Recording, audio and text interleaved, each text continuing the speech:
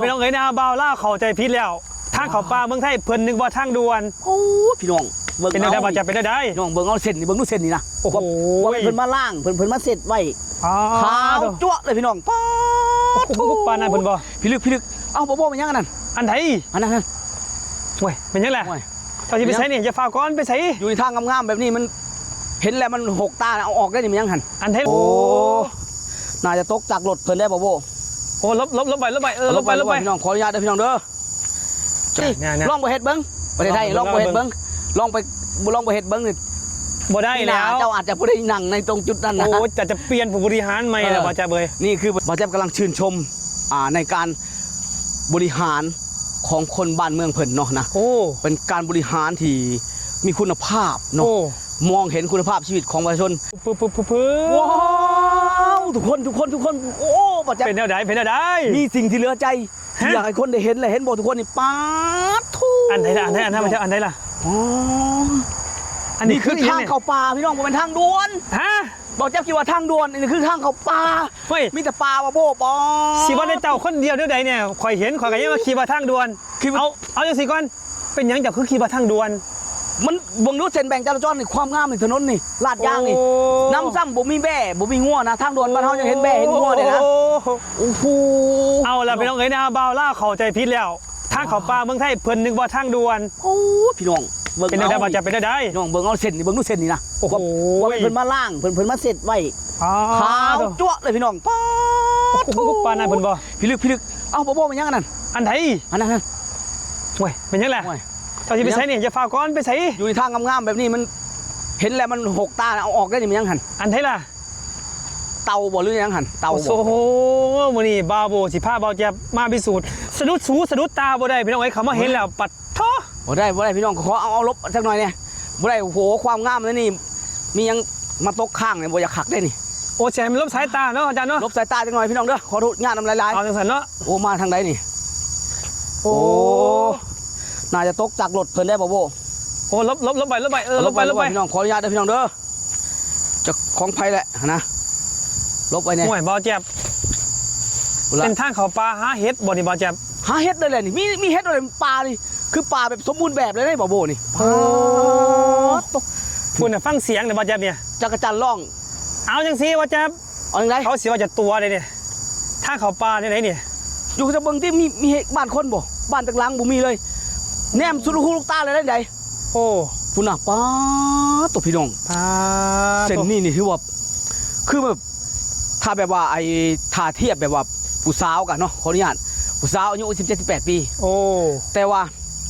แบบว่าตกแต่งหน้าตาสวยงามมันจมูกปากนี่จมูกหน่อยเลยนะเบิ่งนะคือความสวยงามของถนนมันเปรียบได้แบบนั้นเลยนะโบงามอีหลีอ่ะเพิ่นเฮ็ดมันสมบูรณ์แบบเป็นเส้นฟ้าก็มีเอาจังซี่บ่จับเอาจังซี่เจ้าล่องว้าวแล้วเจ้าล่องแนวทางเนี่ยว่าแบบนี้เป็นจังไดได้อีหยังและซื้อถึงอีหยังแน่นอนทุกคนเนาะ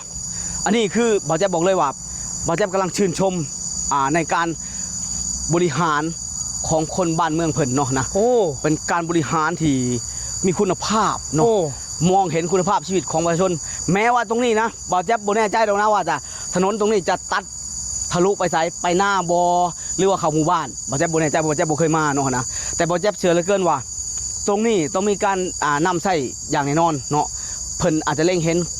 ความสะดวกสบายของประชาชนบ้านเพิ่นบ่แม่นดอกอยู่ๆเพิ่นก็มาเฮ็ดทิ่มนะบ่าวแจ๊บเชื่อว่าคนไทยเพิ่นบ่ได้โง่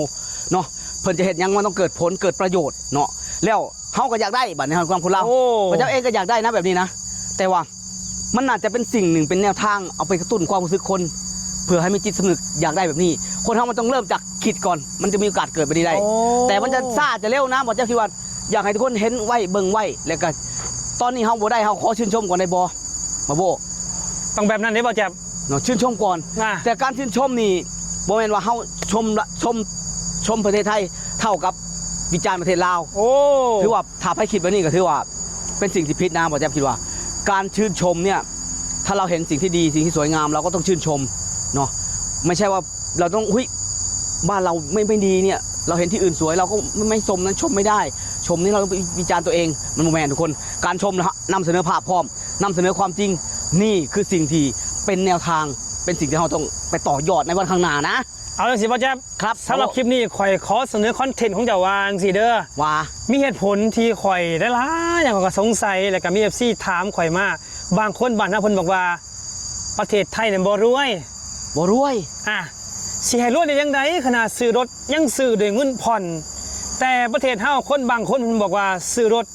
ซื้อด้วยเงินสด ด้วยเงินสด ข่อยก็เลยมาย้อแย้งกับเจ้าบอกว่าประเทศไทยเจริญบางทีทางเขาป่าคือจังสี่และเพิ่นบอกว่าประเทศไทยบ่เจริญเพราะว่าคนยังซื้อรถหรือเงินผ่อนอยู่ ซื้อ บ่ เงิ มี นผ่อ เงิ น น อยู่มันต้องมีเหตุผลได้ทุกคนเนาะ จังไหน คือประเทศไทยถนนแค่ถนนนี่ยังขนาดนี้เนาะ โอ้ รถเพิ่นซื้อด้วยเงินผ่อนด้วยเหตุผลของเพิ่นคือหนึ่งประเทศไทยเพิ่นบริหารเงินเนาะบ่แม่นสิเอาเงินก้อนใดก้อนหนึ่งไปโปะใส่แต่รถอย่างเดียวเลย แล้วการที่ซื้อด้วยเงินผ่อนย้อนหยังย้อนว่ามันมีบ่อนให้ผ่อน โอ้ เป็นบ่ บ่อนให้ผ่อนเพิ่นประเทศไทยใช้เงินหาเงิน ประเทศไทยใช้เงินหาเงิน แล้วมีการงานที่มั่นคง บริษัทผ่อนก็อยากให้คนผ่อนแมันบ่อยากให้ซื้อสดซ้ำอีกเพิ่นอยากให้ผ่อน จะสั่งบ่ แมนคือการผ่อนนี่ก็แน่นอนมันก็จะมีดอกเบี้ยดอกเบี้ยเป็นบ่ล่ะแต่ว่าคนไทยเพิ่นมีการงานที่ดีมีหลักประกันทุกอย่างกว่าที่ผ่อนได้รถบ่แม่นอยู่ๆก็ผ่อนรถได้ เอ้า เพิ่นต้องมีหน้าที่การงานมีหลัก โอ้ ค้ำหลักประกันข้างใน นั่นฟังเอาเด้อ แล้วบ้านเฮาล่ะมันมี นั่น บ่สมมุติบ่แจ๊บจะไปผ่อนนี่สมมุติว่าบ่แจ๊บเดินไปอยู่ไปเวียงจันทน์นี่ เอ้า ผ่อนรถไผสิให้บ่แจ๊บ เจ้า ผ่อน มาได้ใส่เดี๋ยวนี้ สมมุติอยู่ ไป เวีย ก็ ง บ่กล้าปล่อยให้เจ้าดอก นั่นมันแน่นั่นได้เป็นหยังบ้านเฮาจังบ่ได้ผ่อนคนที่เขาซื้อน่ะยอมรับอ่ะเขามีเงิน คนที่เขาซื้อนี่ซื้อเงินสดเขามีเงิน คนธรรมดาทั่วไปไผเข้าถึงในบ้านเฮา เอ้า เห็นรถบ้านเฮาเนี่ยได้บน 1% ของรถประเทศไทยเอา เอ้า ทางจริงเลย เอ้า ประเทศไทยนี่รถยนต์นะมี 45 ล้านคันแล้วปัจจุบันนี้ โอ้ การครอบครองของประชาชนไหน โอ้ อันนี้ 45 ล้านคันบ้านเฮาเนี่ยบ่แจ๊บคิดว่านะไม่น่าจะถึงล้านคัน โอ้โห ไม่น่าจะถึงล้านคันแสนลักแสน เอ้า จะพูดจักแสนแหละ บ่แจ๊บแล้วเพิ่นคือเพิ่นเว้าจังซั่นซั่นบางคนมันคือเว้าจังซั่นจ้ะ เงินสดก็คือคนที่เขามีเงินโอเคเขาถึงเขาซื้อจริง โอ้ เขาซื้อเงินสดจริง อย่างที่บอกแหละ คนจนบัตรที่ซื้อได้บอกมันซื้อบ่ได้ไง โอ้ เพราะว่าเจ้าบ่มีปัญญาซื้อผ่อนวันบ่มีคนให้ผ่อน เอ้ามุ้ยปัญญาซื้อมุ้ยปัญญาหาเงินแล้วชาตินี่สิมีรถน้ำเพิ่นบ่ มันก็แล้วแต่บุคคลไปเลยบางคนก็อาจจะทั้งชาติในบ่มีแล้วบอกวงตรงเลยนะบ่ได้เว้าบ่ได้เว้าบุรีกันบ่โว้บางคนอาจจะทั้งชาติได้ยอมรับเลยว่าซื้อมาอย่างบ่แจ๊บเนี่ยเอาตรงนะเฮาอาจจะมีหวังอยู่คิดอยู่เฮาต้องหาให้ได้แต่ว่าณตอนนี้ยังมืดแปดด้านอ่ะ เอ้า หลายคน บ่ เป็น แจ๊บแล้วสิฮู้ได้นะว่าเขามีรถแล้วเขาสิฮู้ได้นะว่าเขามีรถคนบ้านเฮานั่นนะ เขาจะต้องฮะ คนที่มีเงินเขาเจ้าคนที่มีรถนี่ส่วน โอ้ หลายเขาเจ้าสิเอา จังได๋ เอาดอกกุญแจมาคล้องใส่เอวนี่ ของเซนสิบ่ะ ใส่นี่เลยนี่ มันคือเท่แต่ซั่นบ่แจ๊บ โอ้แล้วก็เวลาไปงานดองเนาะ โอ้ บ่สำคัญที่สุดคืองานดองนี่แหละ โอ้ย เพิ่นจะต้องถอดเสื้อ เพื่อให้หยังนี่ฮ้อนบ่ เสื้อไปว่าเนี่ยเสื้อไอ้ข้างนอกไปเนี่ย เพิ่นฮ้อนบ่เรื่องเลย เพิ่นบ่ได้ฮ้อนดอกเพราะว่าเสื้อข้างในเน็บในเด้พวกกุญแจมันคล้องไว้นี้ โอ้ยเสือข้างนอกบังไว้ บังไว้ ย่านเขาบ่เห็น แม่นเพิ่นต้องถอด เป็นการอวดกันบ่น่ะ มันต้องอวดก่อนมันต้องโชว์ เอ้า เพราะคนเราบ้านเฮานี่ซื้อรถนี่เพิ่นซื้อมาไว้อวดเด้เพิ่นบ่ได้ซื้อมาไว้ ซื้อมาไว้ ใส่คน อวด พักเพิ่นบ่ได้ซื้อมาไว้คนพักรถนี่ถ้าเป็นวิโก้บ่ อุ้ย เป็นอีซูซูดีแม็กเนี่ย ว่ารถหรูตัวน่ะ รถหรู เอ้า โอ้มันต้องมีกุญแจคล้องให้มันลงลึกๆตรงนี้นะ เอาแล้วข่อยเคยก็ขนบักทุเรียนอยู่ไทยน่ะขนผักน่ะ อยู่ไทยนี่เพิ่นเอารถมาทำเงินมาต่อยอดเด้ โอ้ ขนทุเรียนขนผัก โอ้ ขนมันบ่โว้ โอ้ ป้ายแดงอีกนะบางเทื่อนะเป็นคนผัก ไม่ คนมันนะ คือทำลายจิตใจรถหรูแถวบ่แจ๊บ คนเราเห็นหลายคนรับบ่ได้นะคือแบบว่าเห็นคนไทยบางคนมีถามอีกนะเฮาว่าไปนี่มันแม่นแท้บ่มีแท้บ่ โอ้ ก็อยากให้บ่โบ้เนี่ยพาไปพิสูจน์มีจริง เขาต้องไป บ่ พิสูจน์มือตอนแรกนะบ่แจ๊บเนาะ แม่น เขาต้องไปพิสูจน์ ว่าคนไทยเพิ่นเฮ็ดไปนั่นจริงบ่เพิ่นเฮ็ดจริง อ้าว อ่า พี่น้องเอ๋ยนะฮะเบิ่งกันเด้อบ่แจ๊บมื้อนี้เอาเพราะฉะนั้นเจ้าซี่ให้พี่น้องเบิ่งแน่นี้ นี่ ซี่ ทุก เบิ่ง ค ไอ้ น นี่ เบิ่งนี่ บ่รวยจังไดล่ะ อันนี้คือประเทศที่ทุกคนบอกว่าใส่เงินผ่อนซื้อรถเจ้าเบิ่งถนนเพิ่นดูพี่น้องเบิ่งนี่เบิ่ง เอาบ่แจ๊บ นี่ เดี๋ยวมันสิว่าเป็นทางด่วนบ่แจ๊บซี่ให้เบิ่งในทางนอกเป็นทางลัก ทางลักอยู่ข้างนอกเลยพี่น้องนี่ พูดน่ะ นี่เบิ่งเอานี่เบิ่งเอานี่ว้า นี่เบิ่งเอา ทาง นี่ ลักพูด เบิ่งเอานี่ ปุ๊รถเบลอ พู เบ ด ลา ในรถน่ะนะ อ่ะอยู่นี่ประมาณครึ่งชั่วโมงยังไม่มีรถแล่น ยังไม่รถแลนใจว่าอยู่แล้วจันพุ่นเงียบมีแต่เสียงมีจักจัน จักรจันทร์ขนาดคือยอมรับจริงๆพี่น้องว่าเพิ่นเฮ็ดไว้ใส่ก็จริงเพิ่นก็เฮ็ดถนนรองเพิ่นแหละอันนี้ถนนรองเพิ่นแหละแต่ว่ามันเฮ็ดงามอีหลีพี่น้อง โอ้โหพุ่นน่ะ ทางเมืองสู่เมืองบ้านบ่แจ๊บยังบ่ซ้ำนี่ โอ้โห เอาเห็นบ่บ่เมืองบ่แจ๊บเห็นแล้วบ่ล่ะ เห็น เจ้าเห็นบ่เส้นอันนี้เอาถามบ่โบเลย เจ้าเห็นเส้นอันนี้อยู่บ่ บ่เห็นเนี่ยบ่แจ๊บ เห็นบ่ บ่เห็นดิ ถนนเลนเดียวบ้านเฮา โอ้ไม่เพิ่นลงแบ่งกันสิว่าเล่นเดียวซะเนาะ เอาบ่มีส่วนแบ่งบ่มี เอา แบ่ง บ่แบ่งกันสิเป็นเล่นเดียวเลย อันนี้มันสองเลนนี่เห็นบ่ โอ้ ก็เพิ่นแบ่งเอ้า ก็ยังบอกว่าถนนเลนเดียวบ้านเฮาหัน โอ้โห เพราะมันบ่มีเส้นบ่มีเลยนะเส้นบัดนี้อันนี้ถามมาโบ้เลยบอกจะพาเมืองพิสูจน์แล้ว ได้เห็นแล้วมันบอก เห็นกับตาบ่แจ๊บถ่ายคลิปมาพอก อ่า นะเพราะฉะนั้นบ่ต้องแปลกใจว่าบ่าวบอกกับบ่าวแจ๊บเป็นยังเห็นถนนแบบนี้แหละตกใจ ตกใจตื่นเต้น โอ้ยทางด่วนนี่บ่าวแจ๊บเนี่ย จะตื่นเต้นนะจะเบิ่ง บ้านคอยนี่บ่าวแจ๊บเนี่ยเอาเขาบอกดีเด้อเข้าจากชายแดนไปน่ะเพิ่นจะมีด่านเสียค่าธรรมเนียมเด้แบบนี้ โอ้ แบบนี้เพราะฉะนั้นบ่าวแจ๊บชี้บอกคนแน่เพิ่นสิบ่เข้าใจผิดเด้อคนบ้านเฮาเดี๋ยวเพิ่นมาเห็นมันสิว่าทางด่วนบอกคนแน่ว่าทางด่วนเป็นแบบใดต้องมีอีหยังแน่กันไว้ พี่น้อง ทางด่วนมันน่ะ พี่น้องทางด่วนอยู่ประเทศไทยนั้นจะมีรั้วรอบขอบชิด อ่ะ คือสิ่งที่เขาได้คือนก บินเขา โอ้สิ่งที่มีชีวิต สิ่งที่ไม่คือนกเขาแม่เขาบ่ได้เลย บ่ได้แล้วบ่มีปีก แมนง่วงเขาบ่ได้ควายเขาบ่ได้ โอ้ ม้าเขาบ่ได้ขออนุญาตพี่น้อง โอ้โห เขาบ่ได้จริง โอ้ ๆ แต่ถ้านกกับเขาได้เพอเพิ่นบินเขา โอ้โหหามบ่ได้แต่บ่แจ๊บเอ้ย แมนเพราะฉะนั้นแล้วให้ทุกคนเห็นเลยถ้าเป็นทางด่วนมันจะเป็นแบบนั้นประเทศไทยให้ฮู้ไว้เลยถ้ามีรั้วรอบขอบชิดนั่นคือทางด่วน โอ้โห เนาะคือทางด่วนทางลักทางใหญ่ถ้าเป็นแบบนี้คือเป็นทางธรรมดาทั่วไปเพิ่นแหละเป็นทางลาดทั่วไปของเพิ่นนี่แหละนี่คือประเทศไท บ่ ย แจ๊บก่อนหน้าที่พาจะมาน่ะหมู่ข่อยมาน่ะข่อยพาเพิ่นมาเพิ่นถามข่อยเด้เอ้าเพื่อนว่าซั่นใช้ละมองเพิ่นจ่ายเงิน ผมมัน ถามก่อน ทางงามขนาดนี้ เออ ไม่น่าคิดนะผม ใช้ละมองจ่ายเงินว่าซั่นโอ้ยจ่ายเงินอีหยังเนาะข่อยก็งงเลยบ่แจ๊บข่อยมาโดนเนี่ยคือเพิ่นมองจ่ายเงินว่าซั่น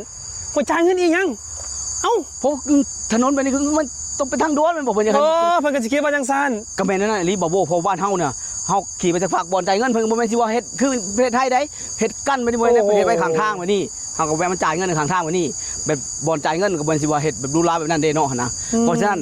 เวลาคนไทยไปก็สิแปลกใจคือกันเอ้าทางธรรมดาคือเก็บเงินสิว่านี่ นี่ นะ โอ้ยสิแบบนี้กลับกันจังซั่นเด้บ่แจ๊บเป็นจังซั่นเด้ เป็นจังซั่นเป็นจังซั่น โอ้ยจังซี่คือได้ว่าได้พาพี่น้องมาเห็นเปิดหูเปิดตา ทูบตาก ระจ่างแจ้งแจ่มใสเห็นทางแบบนี้อย่าสิคิดว่าเป็นทางด่วนเด้อพี่น้องเด้อ แม่นพี่น้องคือทางธรรมดาเพิ่นนี่แหละทางไปหายไปหน้าไปพัวไปสวนอันนี้อาจจะไปป่าเขาไปหาเฮ็ดก็ได้ นี่แหละเพิ่นบอกเลยว่าสะท้อนถึงการเสียภาษี